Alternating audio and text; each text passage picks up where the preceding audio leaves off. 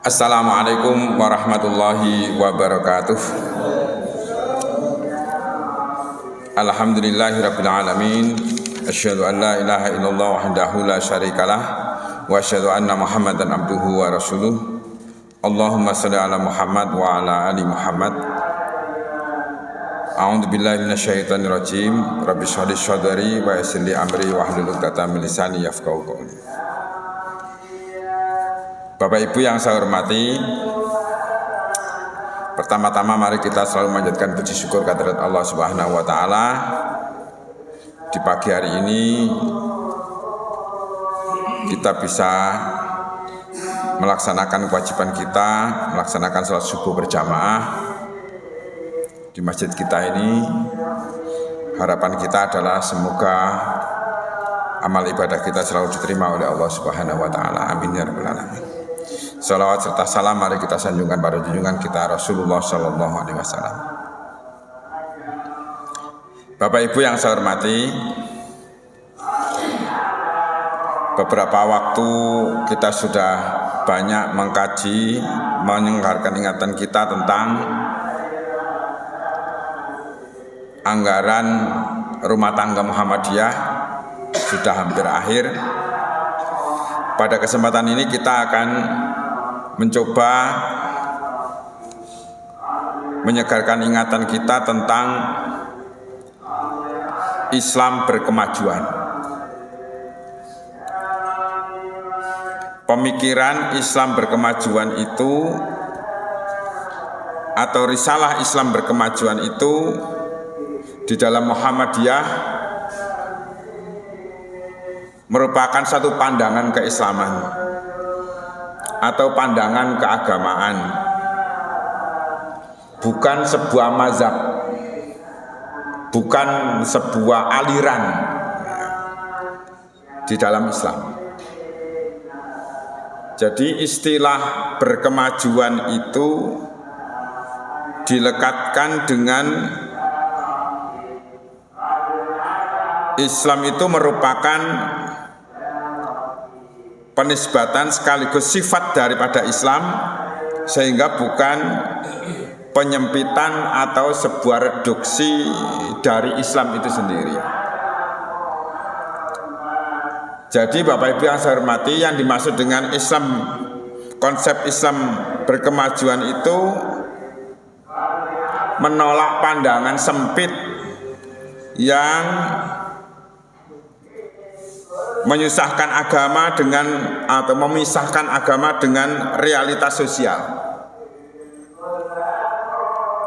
Jadi Islam dalam perspektif Muhammadiyah itu agama yang membebaskan manusia dari keterbelakangan, dari kebodohan, dari kemiskinan, dan beragama itu tidak boleh berhenti pada ucapan atau ritual, tetapi harus secara nyata dalam kehidupan.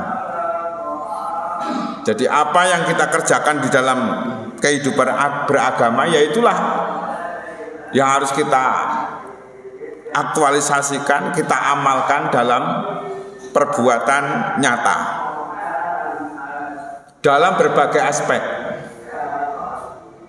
Ya, dalam berbagai aspek, ya aspek ekonomi, ya aspek hukum, ya aspek ilmu pengetahuan dan teknologi, aspek kesehatan, aspek politik. Semuanya itu harus kita bingkai dengan nilai-nilai keislaman. Ya. Jadi Islam berkemajuan itu adalah nafas daripada gerakan Muhammadiyah. Ia menjadi panduan agar umat Islam dapat menjalani kehidupan modern tanpa kehilangan nilai-nilai keislaman. Itulah Islam berkemajuan. Para jamaah rahimakumullah, paling tidak ada 5 karakter yang harus kita ketahui dalam Islam berkemajuan itu. Yang pertama adalah berlandaskan tauhid. Berlandaskan tauhid. Yang kedua bersumber pada Al-Quran dan Sunnah. Yang ketiga menghidupkan ijtihad dan tajdid atau pembaharuan, kemudian mengembangkan wasatiyah, sikap wasatiyah, sikap yang berada di tengah-tengah, kemudian mewujudkan rahmatan lil alamin. Dari beberapa item ini, Bapak Ibu yang saya hormati, mari kita mencoba menyegarkan ingatan kita adalah yang pertama, yaitu berlandaskan tauhid. Berlandaskan tauhid yaitu mengutamakan keyakinan akan keesaan Allah sebagai dasar pembebasan manusia dari penyembahan kepada selain Allah. Jadi pusat sesembahan kita itu hanyalah kepada Allah. Qul huwallahu ahad. Sebagaimana yang diajarkan, katakanlah Nabi Muhammad bahwa Allah itu adalah Esa. Ya. Dasar daripada ketauhidan ini, kalau kita membaca Al-Quranul Karim, itu sebagaimana dalam Al-Baqarah 163 itu dikatakan, wa ilahukum ilahu wahid la ilaha illa huwar rahman rahim. Tuhan kamu adalah Tuhan yang Maha Esa. Tidak ada Tuhan selain Dia. Dia yang dimaksud adalah Allah yang Maha Pengasih lagi Maha Penyayang. Oleh karena itulah Bapak Ibu yang saya hormati, tatkala kita sudah mengesahkan Allah, maka ya tidak menduakan lagi. Ya. Makanya tatkala kita bertahlil itu ya harus sebagaimana yang diharapkan secara kualitatif. La ilaha illallah. Makanya hati-hati tatkala kita bertahlil yang mengutamakan kuantitas. Kalau mengutamakan kuantitas itu biasanya kan cepet-cepetan. Yang penting banyaknya. Semula itu slow ya. La ilaha illallah. Setelah 3 kali kemudian cepat gitu ya. Sehingga tidak memperhatikan kualitas ya. Kemudian dalam surat Al-Ikhlas 1 sampai dengan 4 itu, qul huwallahu ahad Allahus samad, katakanlah Muhammad, dialah Allah yang Maha Esa. Allah tempat di mana kita itu meminta segala sesuatu. Lam yalid walam yulad walam yakul lahu kufuwan ahad. Allah tidak beranak dan tidak pula diperanakkan, dan tidak ada seorang pun yang setara dengan Allah. Ayat ini memberikan gambaran kepada kita adanya sebuah anggapan bahwa Allah itu mempunyai anak, sehingga ada 3 hal yang harus kita ketahui di masyarakat itu, yaitu kepercayaan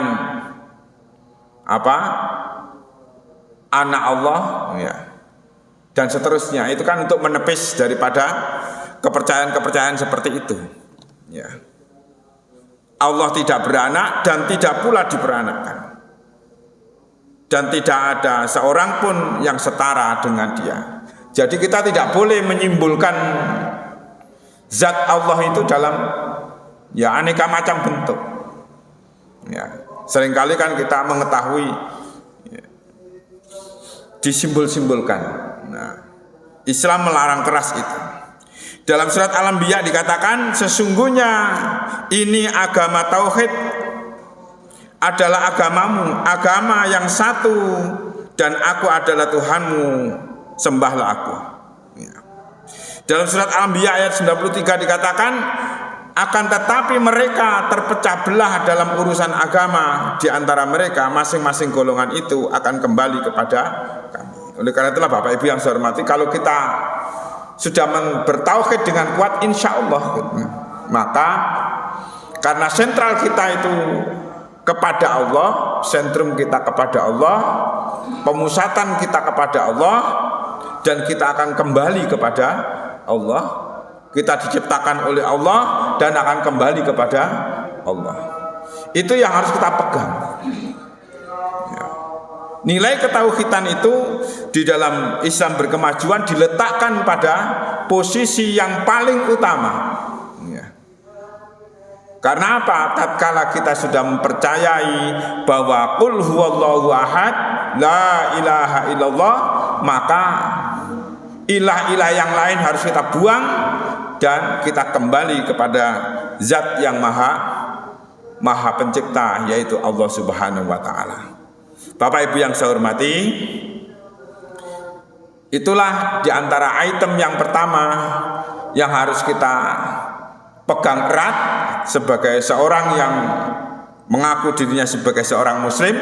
Maka ini tidak boleh digoyahkan dan jangan sampai tercampur dengan yang lainnya.